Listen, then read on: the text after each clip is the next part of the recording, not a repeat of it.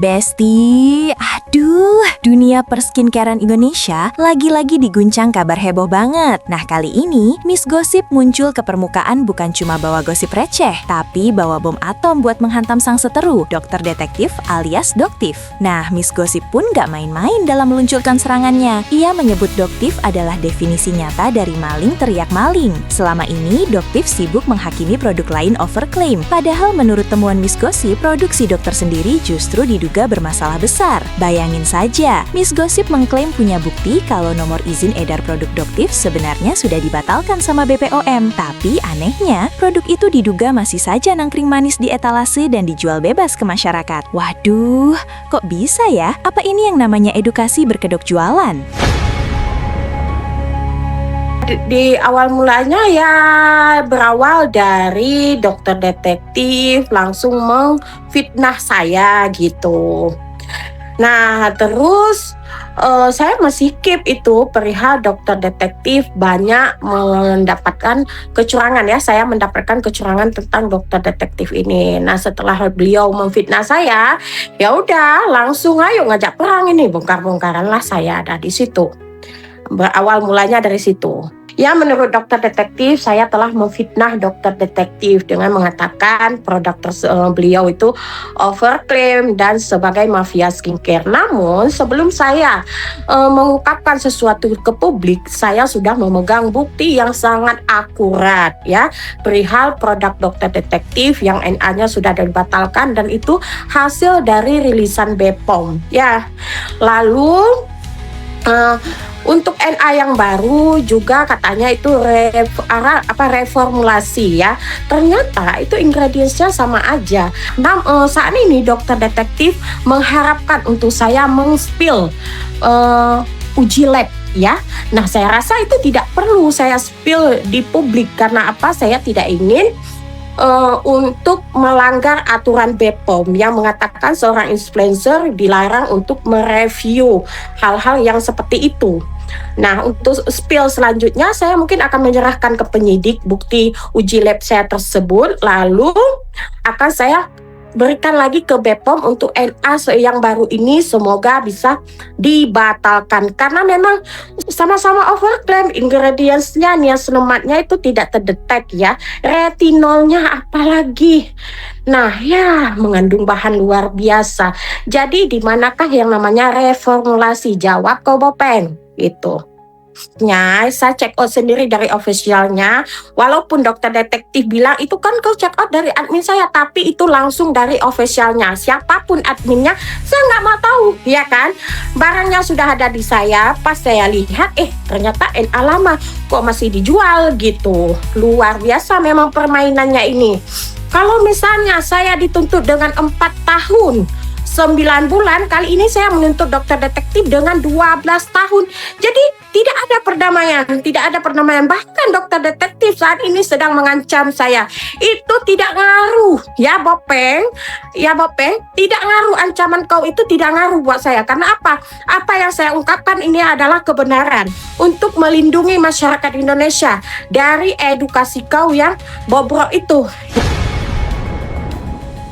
Yang lebih bikin geleng-geleng kepala itu soal isi kandungan produknya. Miss Gosip berani buka-bukaan soal hasil uji lab yang menyebut kandungan hero ingredients macam niacinamide dan retinol di produk Doktif itu gaib alias nggak terdeteksi. Nggak takut sama ancaman pengacara atau tim hukum kelas kakap, Miss Gosip justru makin berapi-api. Katanya sih dia udah menyiapkan berkas buat melaporkan Doktif ke Polda Metro Jaya setelah urusan mudik selesai. Nggak tanggung-tanggung, ia juga dapat dukungan dari Fitri Salhuteru.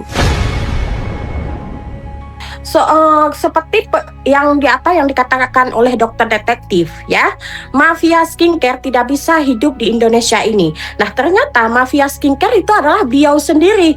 Selama ini beliau membranding dirinya sebagai seorang dokter detektif yang formulator, menjadi formulator yang luar biasa. Ternyata itu adalah branding untuk menutupi kesalahan beliau yang ternyata beliau ya saat ini sudah menjadi tersangka dalam 2 pelaporan menipu masyarakat Indonesia dengan menjual produk overclaim. Kembalikan uang masyarakat, Samira. Jangan jadi mafia skincare, jangan jadi pendusta lah. Katanya kau sok suci, nggak mau makan uang haram, ternyata kau umbat juga uang haram tersebut.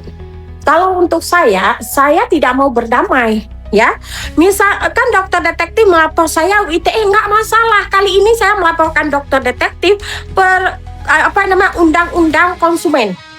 Undang-undang konsumen, karena memang produknya itu NA-nya itu sudah dibatalkan oleh BPOM tapi masih dijual per 12 Maret 2026 ya, per 12 Maret 2026 itu beliau masih menjual NA yang lama, NA yang sudah dibatalkan oleh BPOM. Buktinya sudah ada di tangan saya.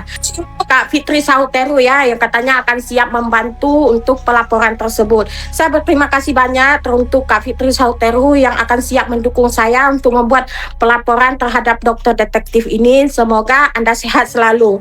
Tentu ya, meskipun saya mungkin punya banyak kesalahan terhadap Kak Fitri, tapi untuk pelaporan ini saya berharap penuh semoga disupport. Meskipun untuk perihal pribadi kita nanti kita pikirkan lagi ya Kak, karena memang kita mempunyai satu tujuan, yaitu memberantas mafia skincare.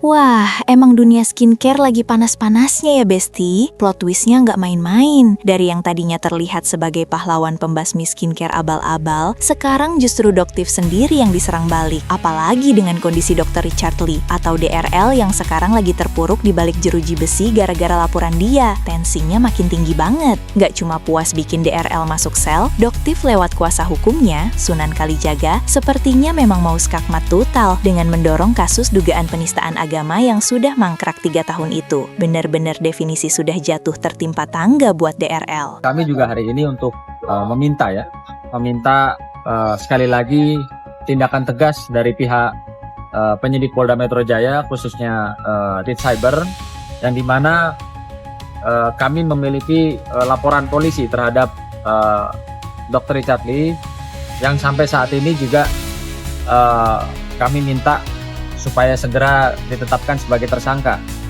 Ya, mengingat prosesnya juga sudah cukup lama kami laporkan, sehingga kami juga menginginkan penyidik cyber dari Polda Metro Jaya melakukan hal yang sama, yaitu menetapkan tersangka dan segera melakukan penahanan terhadap Dr. Richard Lee. Kalau bisa kilas balik, apa sih Bang yang dilaporkan yang belum jadi tersangka itu di cyber? Nah ini sebenarnya sih kelihatannya ini karena penyidik kemarin sudah menghubungi saya, dia minta supaya saya datang. Ini laporan ini. Ya kan Pak Sunan bilang sudah terlalu lama nih. 2023 tuh. Untuk perihal kasusnya mungkin kasus apa Bang? Mungkin ini atas penistaan agama. Jadi ada dua laporan penistaan agama yang pernah saya laporkan nih. Itu dari 2023. Nah, jadi saya ulangi ya. Saya sebenarnya sudah agak hilang semangat pada saat itu karena 2023 sampai sekarang 2026 kan. Ya cukup melelahkan juga melaporkan Dr. Richard Lee ini kan. Bahkan waktu itu kalau nggak salah yang sempat Pak Sunan juga menyampaikan ada rekaman yang diduga suaranya mirip Dr. Richard Lee kan, yang mengatakan polisi gampang kita kasih duit. Nah itu kan kita akhirnya menduga-duga apa benar nih Dr. Richard Lee ini benar-benar kuat gitu. Makanya saya juga kemarin ketika penyidik cyber ini menghubungi saya juga jujur aja agak begitu kurang semangat. Nah begitu sekarang ternyata perjuangan dari Doktif, Sunan dan tim ini kan membuah hasil, dan juga ini juga saya lihat di komentar di media sosial itu artinya masyarakat juga agak percaya bahwa penegakan hukum memang benar-benar ada. Nah sehingga saya juga semangat juga, akhirnya udah saya hubungi penyidik kemarin, Bu kami siap datang ke Polda atas undangan Ibu waktu itu. Nah, akhirnya dia bilang yaudah kalau gitu hari Jumat. Ini kan saya tunjukkan nih dari 2023 sekarang 2026 udah 3 tahun. Kubu dokter detektif alias Doktif juga akhirnya buka suara soal tudingan memanfaatkan momen penahanan DRL buat membongkar laporan-laporan lama. Menurut mereka, apa yang terjadi sekarang murni karena ulah DRL sendiri yang dianggap terlalu meremehkan proses hukum yang menjeratnya. Kubu Doktif ingin menegaskan kalau hukum di Indonesia itu tegak lurus buat siapa saja. Mereka ingin mematahkan isu liar yang menyebut DRL kebal hukum karena koneksinya. Apalagi laporan terhadap DRL ini sudah menumpuk, mulai mulai dari dugaan produk overclaim yang merugikan masyarakat sampai kasus-kasus lama yang sempat mangkrak. Iya, yang pasti kan kami mengapresiasi ya kinerja dari tim penyidik Polda Metro Jaya, khususnya Ditserse, Direskrim dan saat ini juga Cyber dan direktorat yang lainnya yang dimana ada banyak laporan polisi terkait dengan Dr. Richard Lee, sehingga ya kami juga meminta ya supaya Dr. Richard Lee dalam kasus-kasus lainnya juga segera diproses secara hukum. Jadi pemikiran-pemikiran atau opini yang dibangun di publik bahwa seorang Dr. Richard Lee itu tidak tersentuh hukum walaupun banyak laporannya, ya kali ini Polda Metro Jaya membuktikan bahwa isu-isu di luar itu tidak benar. Ya, maka kami juga selaku tim hukum, tim pelapor juga dalam hal ini sangat mengapresiasi kinerja dari pihak Polda Metro Jaya. Banyak perkara-perkara pidana yang sebenarnya di SPK itu tidak bisa diterima.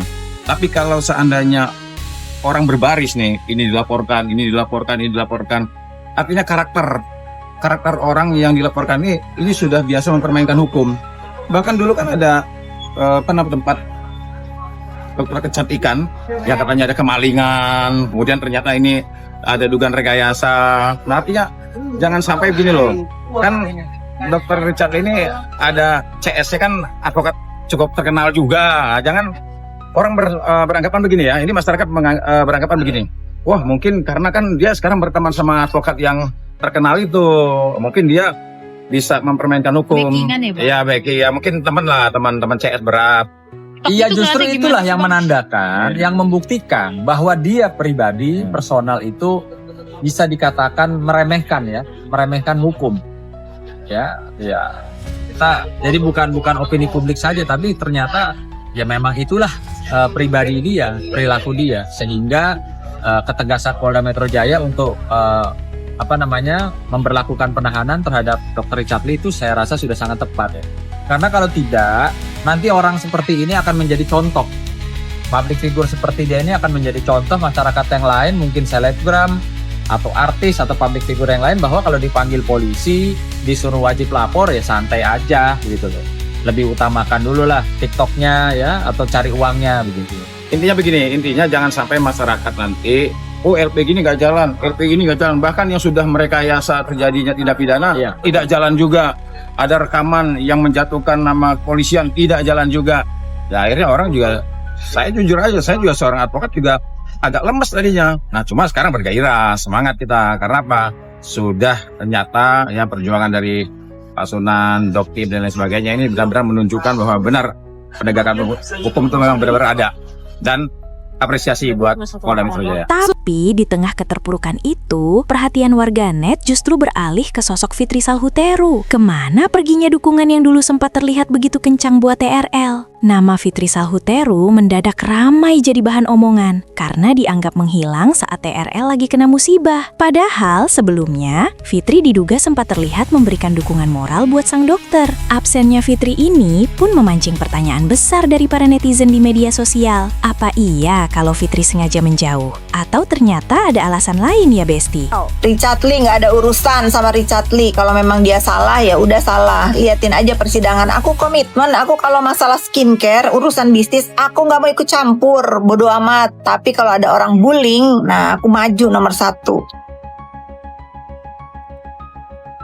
Tunggu giliran kau, nggak usah ditunggu, ini sudah 3 giliran. Tunggu giliran kau. Itu giliran menang, nggak usah ditunggu. Nggak usah ditunggu. Gue lagi menang ya, nggak usah ditunggu.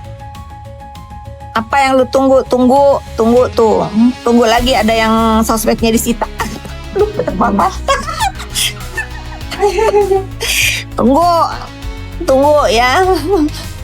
Naik DRL aku udah bilang ribuan kali, belum sih ribuan kali, 50-an kali, aku nggak ikut campur urusan DRL ya. Cuman aku kalau urusan bullying aku komen ya, seperti si pelapor tuh kayak orang ODGJ nungguin BAP.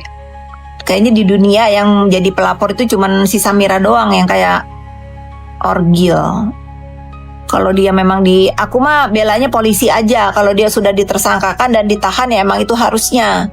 Ya, Aku nggak bela si pelapor, aku bela ke polisinya aja hukum. Dia sudah ditetapkan tersangka dan katanya kan dia mangkir ya dipanggil ya. Memang dia salah. Aku bukan artis ya, nggak usah nyamain aku sama artis. Artis itu punya karya. Artis itu punya prestasi, punya karya di bidang seni. Kalau aku bukan, nggak usah ngartis-ngartis aku. Aku Fitri Salhuteru aja, orang biasa. Belum usai urusan Richard Lee dengan dinginnya jeruji besi akibat laporan Doktif, badai hukum lainnya diduga siap menerjang orang terdekatnya. Nggak main-main. Doktif secara terang-terangan meminta pihak kepolisian untuk turut memeriksa istri dari DRL. Permintaan Doktif ini bukan tanpa alasan. Ia mendesak agar istri DRL diperiksa terkait dugaan tindak pidana pencucian uang atau TPPU. Hal ini dipicu oleh kecurigaan bahwa sang istri ikut menikmati aliran dana yang dihasilkan dari penjualan produk-produk skincare DRL yang selama ini diduga melakukan pelanggaran hukum dan overclaim. Ya kalau saya rasa sih tidak menutup kemungkinan ya. Itu tentunya kewenangan dari pihak penyidik. Ketika memang ada indikasi ditemukan, kan sekarang tuh ada follow the money ya. Uang hasil kejahatan dititipkan kemana, dibelikan apa, dijadikan investasi apa, itu kan kita nggak bisa ini ya. Di era digital gini kan ada istilah follow the money itu sangat gampang sebenarnya. Sekarang tinggal penyidik mau nggak melakukan penelusuran itu gitu loh ya, agar TPPU-nya terpenuhi khususnya kan gitu. Uang hasil kejahatan dibelikan apa atau dicuci kemana kan gitu. Nah itu sekarang tinggal keinginan dari pihak yang berwenang khususnya penyidik. Sorry ya. Gimana tanggapannya Ki? Ini dokter, maaf ya Bang. Dokter ditahan. Sorry. Gimana Ci? Tanggapannya? Sorry ya. Ada doa apa Ci? Gimana nih Ci? Sorry. Maaf ya Bang. Doanya apa Ci? Sorry ya Bang. Semoga selesai. Sorry ya. Permasalahannya gimana Ci? Maaf ya. Dok, tapi saya dok ya. Semangat Ci.